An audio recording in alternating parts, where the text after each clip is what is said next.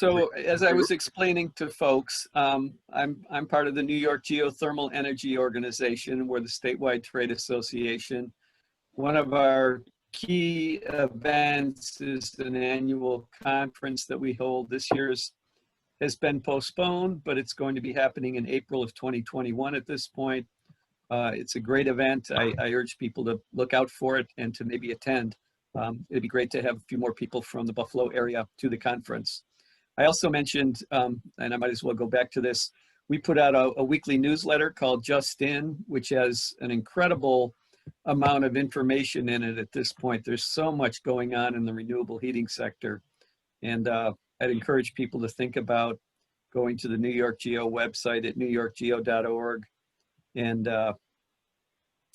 joining the organization and getting this newsletter. But so as I was saying, you know, a lot of people think that heating is a fairly static industry. And most of us have grown up with gas heating our homes for most of our lives. But if you look at what was happening back in 1940, coal was a primary fuel, as was wood. And both of these declined very rapidly between the 40s and the 60s, at the same time that gas and fuel oil were really rising. And each fuel oil has declined quite a bit in the meantime. And electric heating has been increasing quite a bit. Now this is national, so you know it fits a lot of areas like the South where there is not that much heating that is done, so people can use electricity. It's relatively inexpensive, and you can see that gas has been declining slightly over the past several decades. But I just want folks to be encouraged that making change in the heating sector is not that unusual, and it's happening as we speak.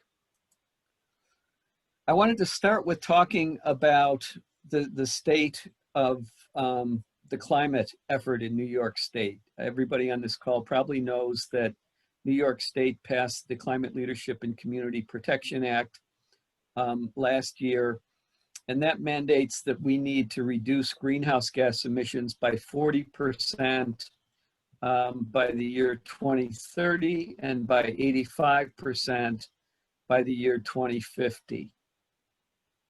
And this is a chart that was put together by a gentleman by the name of Jerry Acton, who lives down in the Ithaca area, who's done some incredible analysis of what needs to happen.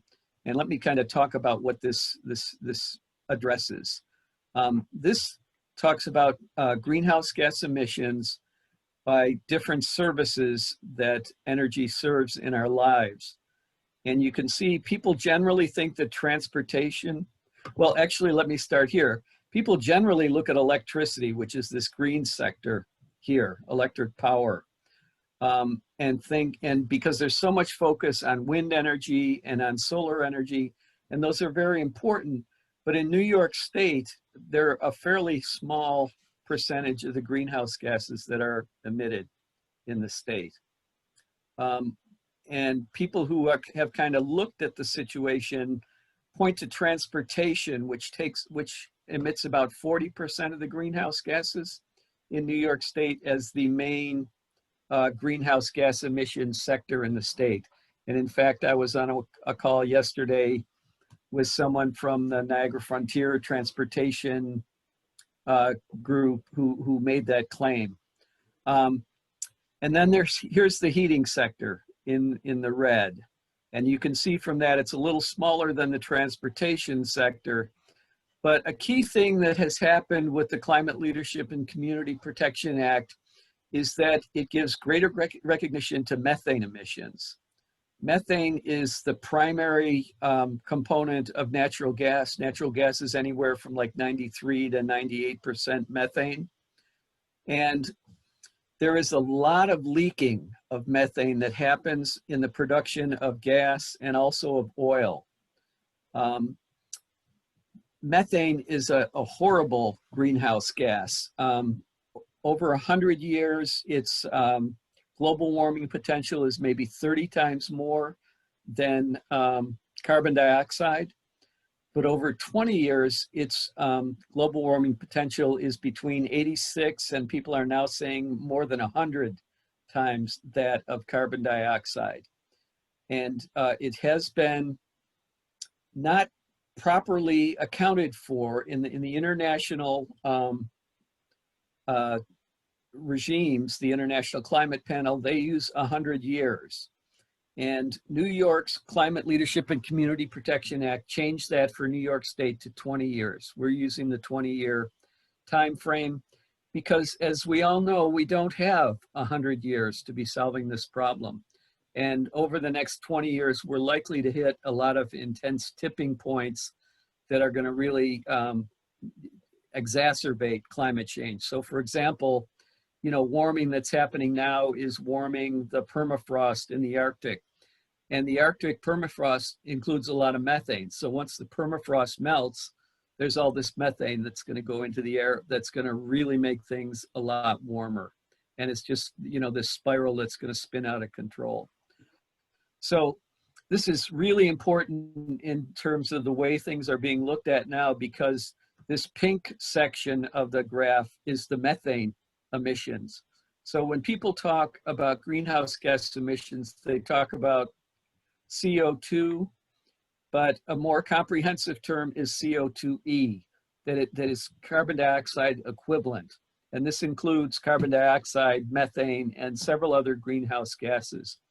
So you can see when you combine the methane emissions with the heating emissions, and it's largely the heating sector that's contributing those methane emissions, you get the heating sector is more important than the transportation sector. That being said, you know, I have solar panels on my roof. I drive an electric car. It's all important. The electricity sector is really important because if we're going to electrify transportation and we're going to electrify the heating sector, we need clean electricity to do that. But this is, you know, we've been emphasizing for a while that the heating sector is something really important to look at. Just by the way, I have no problem answering questions as we move along if folks, you know, have things on their mind. Yeah, so Bill, yes, sir. Is the 41.6, 41.5%, that's burning methane, is that correct? No, that's emitting methane. That's leaking methane. And what's the 19.4 then? So. The 19.4 is methane and other, well, there's a lot of, in New York, a lot of the electricity generation happens with gas. And the 19.4 is the methane leakage that goes into the gas that's burned to generate electricity. Okay. Makes sense? Right. Yeah, okay. And 41, so it's 41.5% of the, of what? That's not a percent, Charlie. It's millions of metric tons. Okay, all right, okay, and that's based on 86 or 100? Yes. Okay. It's based on 86 on a 20-year time frame. Yeah, okay, all right, I was struggling with that. Okay, great, okay. So thanks. The way that the CLCPA is accounting for greenhouse gases is causing a major shift in the way we're looking at things at this point in New York State. And that's a lot of that stems from the work of Bob Howarth at Cornell University, who has been up in Buffalo, you know, helping with some events that we've had. And he was very involved with the fight against fracking in New York State as well. So this is the difference in terms of how greenhouse gases are being looked at in New York State. This was put out by the DEC very recently. And this is looking at the 1990 emissions, which is the baseline that we're using for greenhouse gas emissions in New York State. So when we say we need to reduce it by 40%, that means that by 2030, we need to be emitting only 60% of what we were emitting in 1990. So they had to come up with figures for this. And they showed the importance of basically the global warming potential of 20 years in these two graphs. If they used the old way of accounting, they would have had a total of 311 million metric tons of carbon dioxide equivalent from these gases: carbon dioxide, methane, nitrous oxide, I believe that is. These are refrigerants. And I'm not, I don't, my chemistry is not as recent to know what these other two are. But you can see this total of 311, and it deals with the energy production sector. This is industrial power use, the IPPU. AFOLU is agricultural emissions, and then waste, and you know, basically landfills and incineration. So whereas 1990 would have been 311 million metric tons, when they figured in the methane, it comes out to more like 400 million tons. So that's the baseline that we're dealing with. And you can see here the methane in the energy sector would have been about 20, but now it's 70. And the waste, which, you know, a lot of methane leaks from landfills, would have been 14. It's now 48. So we're dealing basically with 400 million metric tons of global warming equivalent, or carbon dioxide equivalent. I'm not going to go into these, I think, but there's these really great diagrams that show you what energy is used. This is done by the Berkeley Labs out in California. I'm just going to point out that basically, you know, all this energy that we use, most of it is wasted. More of it is wasted energy than actually goes into energy services. It's almost twice as much. And then in terms of the emissions, basically you can see for New York State, electricity generation is only a small part of it. Heating, which is essentially residential, commercial, and industrial, is a lot of it. And then transportation is a lot of it. And this is before the kind of methane considerations that we were talking about. So the same gentleman, Jerry Acton, has done a calculation of the number of conversions that need to be done from fossil fuel heating to heat pumps by 2030 and by 2050 in order to meet our climate goals in New York State. And this is oil and propane heating. And these are the conversions that need to happen every year. And you can see this goes up till about 2030. And at that point, we've basically converted the majority of oil households in the state. And then it reduces till about 2044, when we figure there's not going to be any more oil households. And then this is natural gas. And we start slowly with natural gas. Natural gas is cheaper than oil and propane, so it's easier to replace oil and propane with heat pumps than it is natural gas. But we start slowly, and this would peak, you know, somewhere around the year 2040 and really stay at a pretty high level to get to the numbers we need to get to. And these numbers are all conversions. So for example, at its peak, there's going to need to be about 280,000 homes per year that are switching from natural gas to heat pumps. Make sense? Wow. Yeah. That's room for an industry to expand. Yeah, I mean, they got to get financial help to do that. I mean, well, I mean, the cost will come down if they have massive amounts every year, but there has to be governmental aid to help out. Yep. So. And just by the way, this is not in what I prepared, but there had been incentives that were set up for heat pumps, and they were just transferred over to the utility companies from NYSERDA. So the Public Service Commission has authorized about $500 million in incentives for people to switch to heat pumps over the next 3 years. So their utilities are just now kind of getting their feet wet in marketing this and in making it happen. But on a more general level, looking to net zero energy, you know, the way I look at it is that you use renewable electricity to start with.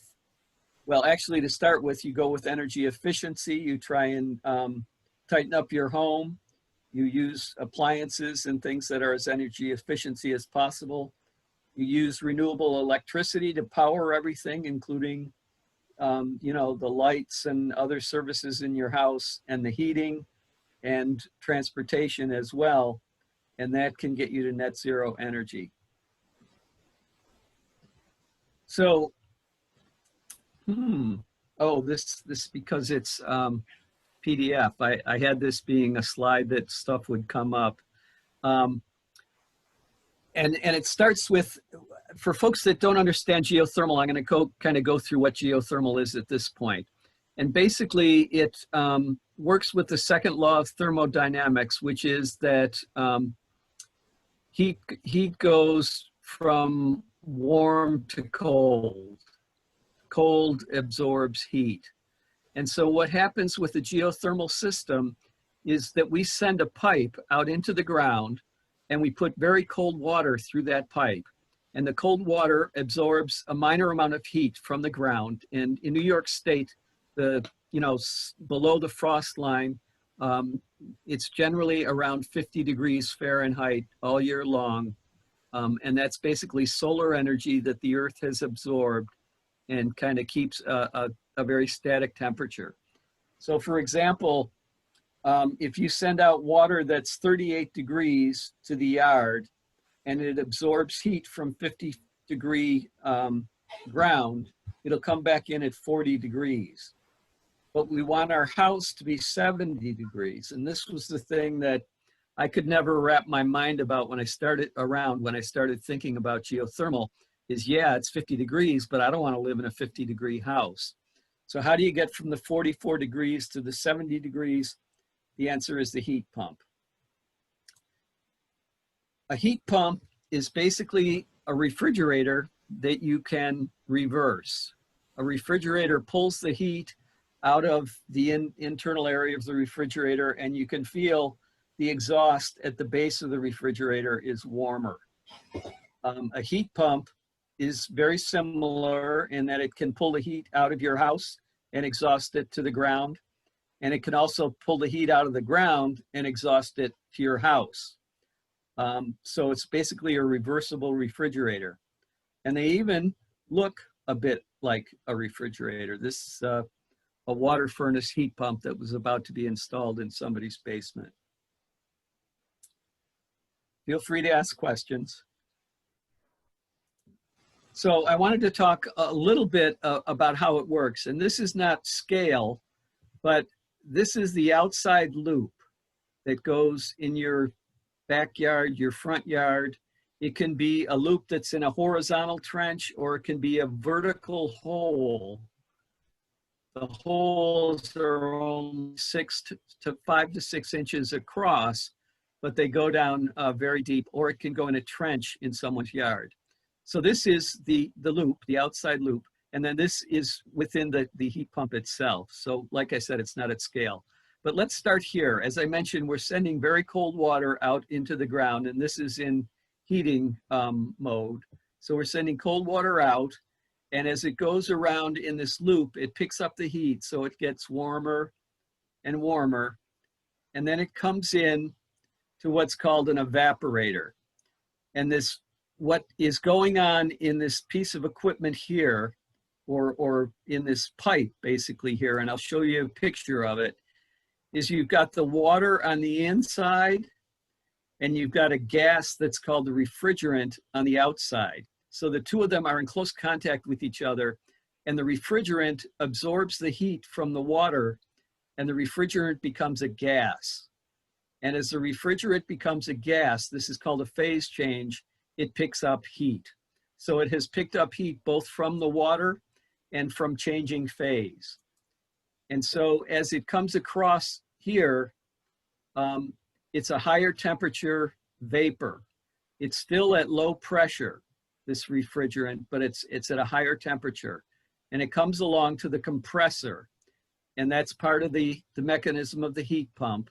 You can see the word press is in compressor. It basically pressurizes the gas and turns it into a high temperature vapor. So this is now a really hot gas that's running through this pipe. And then it goes through what's called a condenser, and a fan basically blows that heat out into your house. As that happens, it turns back into a liquid, a lower temperature liquid, still at a high pressure, comes back through an expansion valve so that the pressure is released and it becomes a liquid, a low temperature or cold and low pressure liquid. So it comes back in, and then that liquid then goes out and cools the water that goes back out into the ground, and it's, you know, runs through the cycle again. This is a lot to think about, but is there any way, any questions people have, anything I can clarify? Yeah, no, you did a great job. I've heard you discuss this before on several occasions, and now it's beginning to filter through. I didn't realize there was a double. The compressor increases the heat of the gas again. I never. Yeah. Never got that. So that explains a lot. And so it's just the two loops are physically separated by a thin metal, and so the outside loop in the ground is physically separated from the inside loop in your house, and there's just heat exchange going on. So that's it's great. And so this thing essentially runs a good chunk of the time during the day. Is that correct? I mean, that's... Yeah, that's true. One of the things people like about geothermal heat is that it's very even. You know, I live in a house right now that has radiators. I'm looking to move to heat pumps, but I get woken up by these clunking pipes, you know, in the middle of the night when the heat goes on, and you've got heat that comes on and gets the room very warm, and then it cools off quite a bit. So you have a pretty big swing in temperatures and you're less comfortable. Geothermal is much more even. Yeah, that's great. I see we've been joined by John Rath also, who is the Director of Operations for NY-GEO. I invited John to check this out as well. Yeah, yeah. So basically, let me move past this. So during the heating season, the Earth serves as a heat source. We're pulling heat out of the Earth. And during the cooling season, it serves as a heat sink. We're sending heat back into the Earth. So in the ideal situation, those two things will be in balance and will stay in balance. So this is basically the energy equation. You use one energy from the grid of electricity, and that runs the pumps that circulates the water, and it runs the pumps in the compressor, and it runs the fans as well that spread the warm air throughout the house. And that gives you 3 to 5 units of free energy that you're pulling from the Earth for, you know, 4 to 6 units of heat in the building. So basically, you know, you're adding 1 unit and getting 4 to 6 units. And this is expressed as a coefficient of performance, or COP. And you'll often hear that, you know, a geothermal system will run at a COP of 3.8 or 4 or 5, or if it's, you know, in a particularly great situation, maybe even more than that. And that's basically how it's working. Yeah. So how would, you know, if you, yeah, go ahead, John. Yeah, how would that compare to a natural gas furnace? Exactly. You know, people hear that you're getting 400% of the energy you're putting in, and they think it's impossible. How, you know, how the hell would you do that? But it's basically, using that method, a gas furnace, a really high efficiency gas furnace might be 96%, maybe 98%, maybe 95% when it first starts, and then it loses efficiency throughout its life. Most oil burning boilers and furnaces at this point are functioning in the 60 to 80%. Most of the older gas furnaces we have are probably in that 80% range.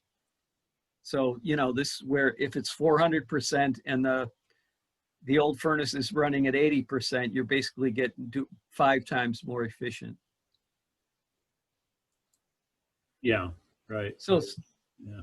some things about geothermal heat pumps. They produce the least greenhouse gas emissions of any heating system. It leverages New York's relatively clean electricity grid. And one of the things we talk about is latent decarbonization, which means that the cleaner our electricity system gets, the cleaner our heating's going to get as we heat with very efficient use of electricity. It reduces peak demand. Geothermal is particularly good because it's all underground. So on the coldest day of the year, when the air is really cold out there, the ground is still going to be the same 50 degrees. So it'll be as efficient. So when we use this, you know, when you do air conditioning, basically your the heat sink is the hot outside air. And it's very hard for that hot outside air to absorb hot air from inside. So it really needs a lot of fan power to do it. That's not the case with geothermal. It contributes to fuel diversity. It breaks the state's dependence on fossil fuel and price volatility. It's the shortest path to net zero energy. It utilizes energy from the sun. As I mentioned, this energy that we're harvesting, it's not from magma, it's not from deep within the earth. It is solar energy that has been absorbed by the earth. And people talk a lot about storage. The earth is our battery for geothermal heating and cooling. Really important when people talk about solar, yes, it's a very good and positive resource, but to use it best, we need a lot of storage capacity to be built up to really replace fossil fuels. Whereas with geothermal on the heating end of things, we've already got that storage built in. It can be built in all building types in New York State. St. Patrick's Cathedral is now geothermal. They are doing high rises throughout North America at this point, and certainly, you know, our homes can all use it. It relies on New York State labor. It's not a job that you can export, you know, putting in a loop around a building or installing it in a building. It cuts energy bills quite a bit, particularly for oil and propane. At this point, the operating costs with gas, depending on how you do it, might be similar. They probably will be a little lower, but and we'll talk a little bit more about that. And it works really well in New York State's climate because we've got both extreme heat and extreme cold that the steady temperature of the earth counteracts really well. And it also doesn't require any backup heat. There are air source heat pumps, which at this point, the state is recommending you keep a backup fossil fuel system if you're going to get an air source heat pump system. Yeah. Bill, I got a question about efficiency. Yeah. You covered the heating side for the efficiency, yep. A COP of 3 or 4. What about yep. A cooling side? How does that compare with, say, the air conditioner that my wife and I have on our house? So. Yep. Cooling is even more so. You know, air source heat pumps and an air conditioner is basically an air source heat pump. They have ratings of in the teens for efficiency, and geothermal systems generally have ratings in the 20s. And on the hottest days of the year, when you really need it and when the efficiency is really going to pay off, that's when geothermal really shines. So for the number of kilowatt hours to cool the house by 3 degrees would be less for geothermal Yep. than for the monster that we have sitting outside. So Yep. Yep. okay. Okay, so how come everybody doesn't have geothermal heating and cooling? A lot of it has to do with the fossil fuel industry kind of controlling our lives and having set themselves up over the last several years.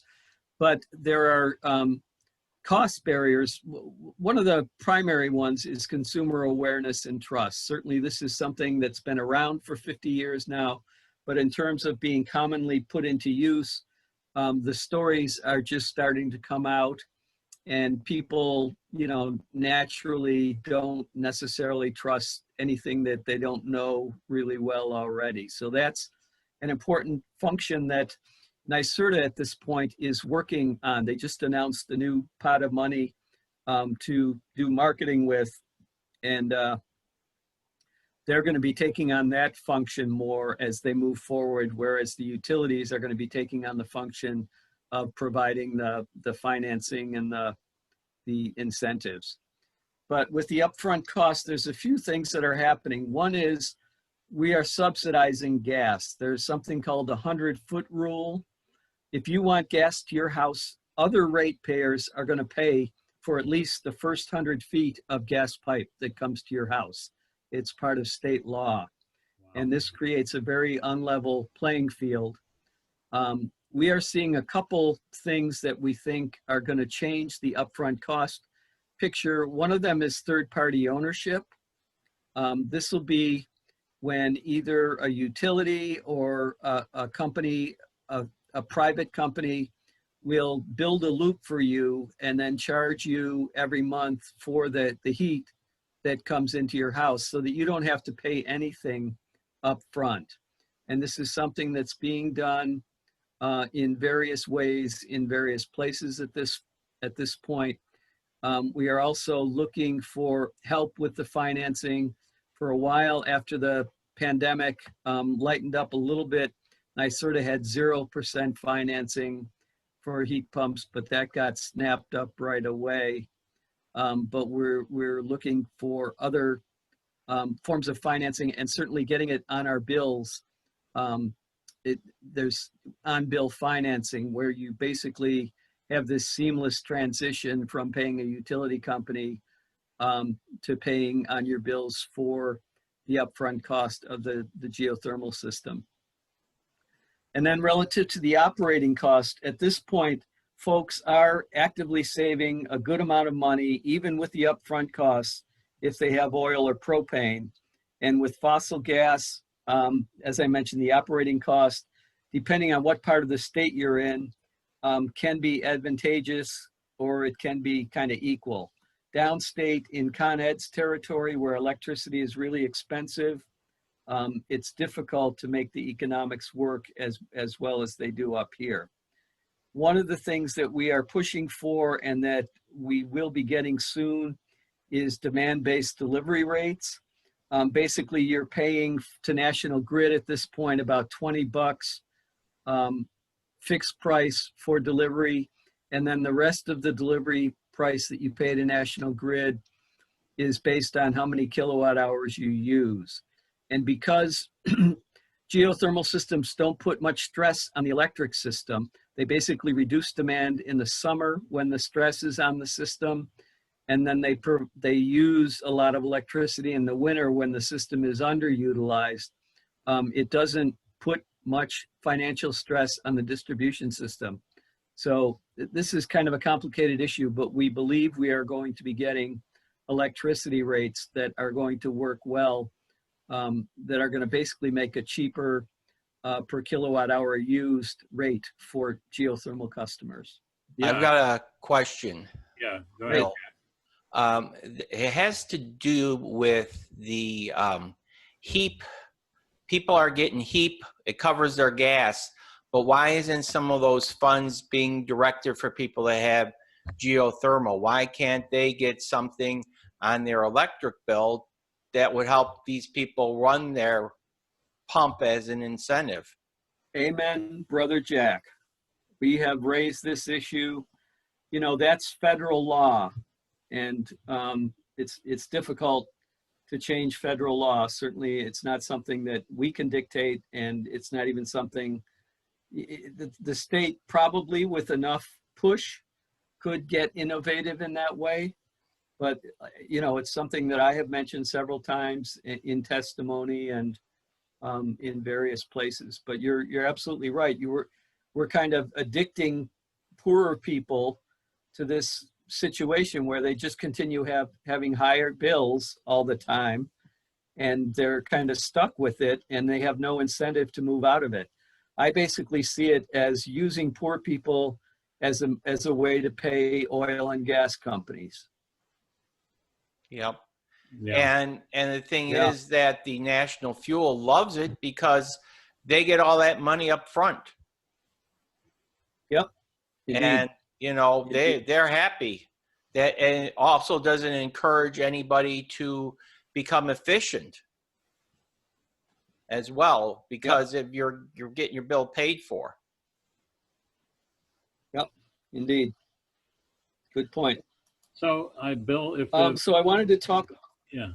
Go ahead, Charlie. Yeah. So if I was thinking if geothermal folks could have a 100-foot rule, what would it look like? I mean, would the heating loop in your backyard, would that be paid by fellow ratepayers, and then you would essentially front the cost of the heating and cooling unit inside your basement? Is that correct? Yeah. And in fact, what's being looked at, you know, National Grid has a proposal at this point as part of their rate case that they just introduced. And we're wrestling with this. We don't know if we want utilities to have control of this, but they are proposing that they, for a certain number of houses, they are going to build loops, and they are going to, they're not even going to own the loops, but they're going to basically pay for it through the rates that people pay. And so you will not need to pay anything up front for the loop for your place. And the state incentives will be applied to the indoor equipment. So people will basically be getting a pretty good situation to start out with. No upfront costs, and they're estimating that folks can save on their bills. You know, they'll be paying back the cost of the loop over time, and the time that they're paying it back over is 50 years. Utilities have a really good kind of thing going. So it's relatively little per month, and then you would just pay for the electricity that you use in terms of operating costs. So where do I sign up? So. Well, that's a good question, Charlie. The Public Service Commission has a philosophy at this point that basically they regulate the utilities, and they see utilities as being fairly poor shepherds of our money and being fairly bureaucratic. So, and they're also saying that utilities are basically about monopolies. So unless there's a monopoly situation, they want the private sector to be able to access the market. So what I'm saying is, if there's a district system where there's a shared loop that a bunch of people are using, that's where they'll let utilities maybe make investments. They've allowed a couple pilot projects to this event, and JR and I were on a long call this afternoon about one of those circumstances. But it's basically something that they're going to just allow if there's a district loop. So you can sign up for it, Charlie. If you can get everybody on your block to come with you, you could sign up for it. Yeah. But probably it's going to be in places where the circumstances are just right for that at this point. Yeah, now, so there are private go ahead. Yeah, so that means high-rise buildings would be good, and things like that. Well, there's a lot of back and forth going about it. Basically, what you want is someplace where there's a diversity of loads. So you've got a high-rise building where they need a lot of cooling, and you've got a neighborhood where they need a lot of heating. And theoretically, that matches up. We're doing a bunch of debating within our organization as to how much that does map up. But there are private companies that are also doing this. There's a company called Orca that works out of the Pacific Northwest, both in Canada and the United States, and is looking to get into the US market. One of the problems is the federal tax credit for commercial geothermal is only 10%, and for solar it's 30%. So any company that was looking to kind of, do this kind of stuff would go into the solar industry and do it. Yeah. That's one of the reasons the solar industry has been so successful. They've been able to offer people, no upfront costs on what they're doing. Yeah. Well, yeah, that's got to change. Yeah. I've got just one more slide, and I wanted to talk a little bit about what's going on across the state. Basically, there is a statewide organization called Renewable Heat Now that NY-GEO is part of. It's us plus a bunch of grassroots organizations, plus some heat smart communities. There's been communities that have been chosen by NYSERDA to try to drum up support for the transition to heat pumps. And we believe that Push Buffalo is going to be emerging as one of those, but there have been a few that have been in existence for a few years now, and some of them are involved with this Renewable Heat Now. And they've had a tremendous impact on the kind of political climate and the way renewable heating is being dealt with in New York State. We've got the CLCPA. The CLCPA has something called the Climate Action Council, and that council has started meeting. Its job is to come up with the plan for enacting the CLCPA, and that's going to be a really important body. There is a gas planning proceeding at this point, and we are looking at this as an attempt to get New York State to start winding down the gas industry. Certainly the gas industry is looking at it from a different perspective, but it's really an amazing forum at this point. There have been several organizations that have put forth some great testimony, and once the action starts there, it's going to be pretty wild. There are rate cases happening at this point, both National Grid, both upstate and downstate, and JR has been focusing on downstate. I'm starting to focus on the upstate case, which is just getting going. There's also pipeline fights that are happening.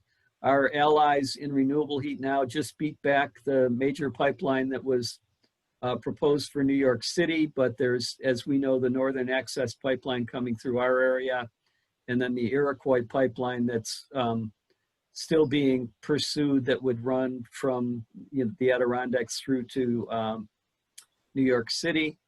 And then finally, there's the Corning Gas Company. Corning Gas is a relatively small company, but they've actually taken a progressive stand in their rate case. They're basically saying, we realize all these assets we have are going to need to be written off by the year 2050 because of the Climate Leadership and Community Protection Act. So they've offered in their rate proceeding to depreciate their assets over that time period. And JR and another guy from NY-GEO are really active in that case. So if these the pipelines are going to be useless in about 30 years, I was thinking, would that be infrastructure for possible district heating for geothermal? I mean, would that pipeline be repurposed? Because the pipeline is very long, and I think it's what, 6 or 8 feet below ground level. Yeah. So, perhaps in certain areas it would be useful to examine whether that pipeline could be repurposed for district heating. Yeah, I think in general, people are not seeing that as being much of an option. You've basically got to have a loop when you have the pipe for a district system. And, in many cases, it makes a lot more sense to do individual loops for buildings. Some of it might be, but in general, it's going to be a stranded asset. And there's going to be enormous debates about how that stranded asset is going to be paid off over the next 30 years. And it can't just be, you know, the last old man or little old lady who haven't converted their house to heat pumps yet paying for the entire infrastructure. Right. So there needs to be a plan, Yeah. and it needs to start now. Right. Right. So that's it. So what do you think is going to happen in the legislature next year? I mean, in terms of getting help the homeowners and renters to, or you know, to get their landlord to convert to geothermal. I mean, what's the low hanging fruit in the legislature on that? Well, I think the wheels have been put in motion by the CLCPA. You know, that basically sets the standard for what needs to be happening, and it also sets how much of those resources need to be spent in low income communities. So it's more up to New York State at this point to make the CLCPA happen. Legislatively, we're looking at a few things. We're looking at reversing the 100-foot rule. But we're also thinking at this point, maybe we keep the 100-foot rule in place and get them to start applying it to geothermal first and then phase it out for gas. So we're rethinking what we want to do with the 100-foot rule. Certainly the state could set up a geothermal tax credit, which we got the legislature to pass for 2 years, and the governor vetoed it and wound up setting up rebates, which in some ways are better because poor people can't use tax credits. But with solar, you've got both. You've got rebates and tax credits. So there's there's sales tax exemption. That was my question, one of my questions, because like Mother, she zeroes out. Yep. And yeah, this would be nice to have, but I mean, are they going to give her, if it's a $5,000 credit, are they going to give her $5,000, you know, if she zeroes out? Well, they give the rebate. That's one of the advantages. That's good for the rebate, yeah. Yep. But yeah. the tax credit will not necessarily help your mom. Well, right, exactly. Yep. I have another question for you. It regards, I don't know if you know anything about this, a policy change I'd like to see where all new builds will be net zero and have some sort of geothermal or some sort of system put in to be net zero homes. And maybe when people sell their houses, the new homeowners have to make that as part of the new home a net zero home. That way we could get this conversion going. Is there anything on the docket of that happening? Good question again, Jack. You know, we look at it as carrots and sticks. And New York State has been using carrots so far. They've been using rebates, they've been using advertising and so forth. But the stick comes in the code. And, you know, in Europe at this point, there are several countries that have outlawed gas for new builds and then for rehab action as well. There are a number of different ways of doing it, and New York has made noises. They have said that by 2030, all new builds that are state properties, you know, will be net zero. And they keep moving the code tighter and tighter, but they haven't gotten to the point yet where it goes over 100%. And that's where you start needing to have heat pumps to meet the code. So, you know, when I think of getting a little older and wanting to get arrested for something to protest about, I think of being on the steps of City Hall, asking and demanding of them that they come up with a net zero code ahead of the rest of the state. I mean, the code issue is very important, and I'm glad you brought that up. Yeah. Anybody else? Well, if there's no other questions, does Bill has a couple colleagues on the call. Do they want to make any comments? I'll just say hello to everybody there back in Western New York. Good to see you guys. Right. And just a comment, Bill talked about the Corning gas case, where the company stepped out and courageously said, we want to accelerate our depreciation so we don't have stranded assets. It was kind of interesting that the Public Service Commission was the one that said no. Can't do that. So I think it has a lot to do with the intricacies of the rate case and how they're structured and things. But that was kind of interesting. And hopefully they'll back off on it, but I don't know. Yeah, yeah. So, does anybody else have a comment? So, well, hearing none. Thanks, Bill. What I'm going to do is I'll take the last few minutes here and talk about our recent bomb train watch here in Buffalo, New Hey, York. I do have one quick question okay. for Bill, and that is regarding the COVID-19 and the deficit that the state is in. Are they talking about, I guess, putting these renewable programs to the wayside because they don't have the funding? They're going to use the COVID-19 excuse as an opportunity to delay, kick the can further down the road. The answer generally, Jack, is no.